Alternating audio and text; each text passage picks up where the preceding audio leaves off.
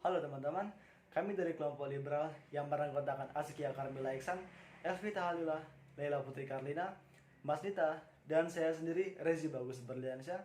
Di video ini, kami akan mencoba mempresentasikan hasil diskusi kami mengenai paham liberal. Untuk definisinya sendiri, liberal berarti kebebasan, yang dimana ideologi ini menekankan kepada setiap golongan untuk dapat mengekspresikan keinginannya sendiri tanpa ada larangan dari pihak lainnya atau pihak manapun, serta menekankan nilai kebebasan individu dan juga peranan negara dalam melindungi hak-hak yang dianut warganya. Liberal ini juga merupakan suatu paham yang meletakkan kebebasan sebagai suatu nilai sosial politik yang paling tinggi. Ideologi ini menganggap bahwa setiap orang harus memperoleh kesempatan yang sama dalam mencapai sesuatu.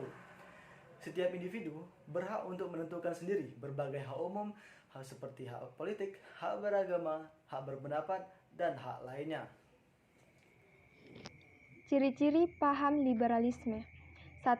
Salah satu nilai pokok di dalam liberalisme adalah setiap individu memiliki kesempatan yang sama pada semua bidang. Namun, bukan berarti setiap orang bisa memberikan hasil yang sama. Persamaan hak dan kesempatan merupakan hal yang mutlak di dalam ideologi ini.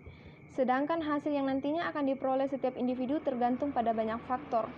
Misalnya, keterampilan, kerja keras, sumber daya, dan lainnya. 2. Berhak mendapatkan perlakuan yang sama, mengacu pada poin pertama yaitu kesempatan yang sama. Maka, penyelesaian setiap masalah yang dihadapi individu akan mendapatkan perlakuan yang sama, baik itu di bidang ekonomi, politik, sosial, dan lainnya. 3. Di dalam setiap negara harus ada hukum di dalamnya yang bertujuan untuk melindungi dan menjaga hak-hak masyarakatnya. Negara liberal menetapkan patokan hukum tertinggi yang menghargai hak-hak, kebebasan, dan persamaan kedudukan setiap individu di dalam hukum. 4. Pemerintah ditentukan dengan persetujuan di negara liberal. Kekuasaan tertinggi ada di tangan rakyat, sehingga penentuan pihak-pihak yang akan menjalankan negara tersebut harus mendapat persetujuan dari rakyat. Artinya, pemerintah harus bertindak sesuai kehendak rakyat dan tidak boleh bertindak atas keinginannya sendiri. 5. Negara yang menganut paham liberal menganggap bahwa suatu negara merupakan mekanisme yang dipakai di dalam perwujudan tujuan-tujuan yang lebih besar. 6. Negara yang menganut paham liberalisme tidak menerima ajaran dogmatisme, yaitu ideologi yang memegang kepercayaan dan menentang apapun yang tidak sesuai dengan kepercayaannya. Selanjutnya, negara-negara penganut paham liberalisme. Negara yang menganut paham liberalisme terdapat di beberapa benua seperti benua Amerika, benua Eropa, benua Asia, dan benua Afrika.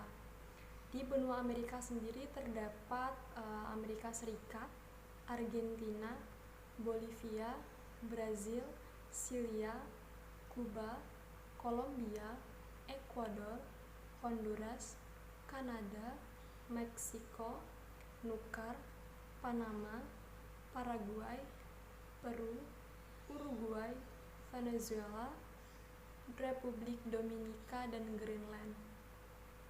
Dan di benua Eropa ada Albania, Austria, Belgia, Bulgaria, Denmark, Finlandia, Prancis, Yunani, Islandia, Italia, Norwegia, Belanda, Polandia, Portugal, Romania, Rusia, Spanyol, Swedia, Swiss, Ukraina, Irlandia, dan beberapa negara lainnya. Dan di benua Asia ada India, Israel, Jepang, Korea Selatan, Filipina, Taiwan, Thailand, Turki, Myanmar, Kamboja, Hong Kong, Malaysia, dan Singapura. Dan yang terakhir ada benua Afrika, yaitu Mesir, Afrika Selatan, Aljazair, Angola, Benin, Gambia, Ghana, Kenya, Malawi, Maroko, Mozambik, Tanzania, Bahamas, dan beberapa negara lainnya. Sebagai sebuah sistem, pendidikan liberal sudah tentu tidak lepas dari sisi positif dan negatif, terutama terkait dengan dimensi perkembangan manusia. Perkembangan ilmu pengetahuan dan teknologi sebagian besar memberi manfaat luas pada umat manusia, juga merupakan buah dari liberalisasi pendidikan. Modernitas pendidikan yang semula berpijak pada pandangan liberal yang telah banyak membebaskan masyarakat bangsa dari keterbelakangan. Pendidikan dengan paradigma liberal telah menggeser pandangan-pandangan mistik dan tertutup ke arah pola pikir bebas dan terbuka. Meski demikian, sebagaimana keprihatinan Pierre Lynch ataupun Fromm, liberalisasi pendidikan rupanya juga berdampak pada munculnya situasi dehumanisasi.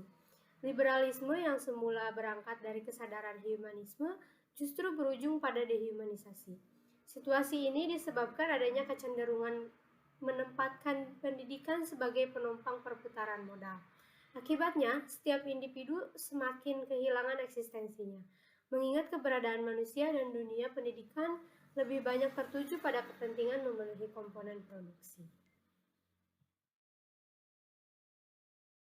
Pengaruh paham liberalisme di Indonesia. Pengaruh paham liberalisme di Indonesia ada beberapa. Yang pertama adalah politik pintu terbuka. Politik pintu terbuka di Indonesia merupakan awal dari dimulainya ekonomi liberal pada masa lampau, di mana perkebunan dan industri menjadi fokus utama di dalam pengelolaan dan mencari keuntungan yang sebesar-besarnya. Praktik politik pintu terbuka telah membuka sistem ekonomi yang bebas di Indonesia. Yang kedua, adanya sistem pemerintahan demokrasi liberal. Indonesia pernah menganut sistem pemerintahan ini. Demokrasi liberal atau demokrasi konstitusional adalah sistem politik yang menganut kebebasan individu. Secara konstitusional, hak-hak individu dari kekuasaan pemerintah. Yang terakhir, ada gerakan pemikiran Islam yang liberalis. Gerakan pemikiran Islam yang liberalis memiliki pengaruh yang cukup kuat bagi umat Islam di Indonesia. Sebagai bentuk Islam yang populer, Islam liberalis tidak teramat ketat terhadap syariah yang menghadirkan cara baru dalam beribadah dan beragama di era modern di tengah masyarakat yang pluralistik. Gagasan pemikiran yang ditawarkan oleh Islam liberalis adalah liberalisme. Sekian video presentasi dari kami. Kalau ada kesalahan kami mohon maaf dan terima kasih.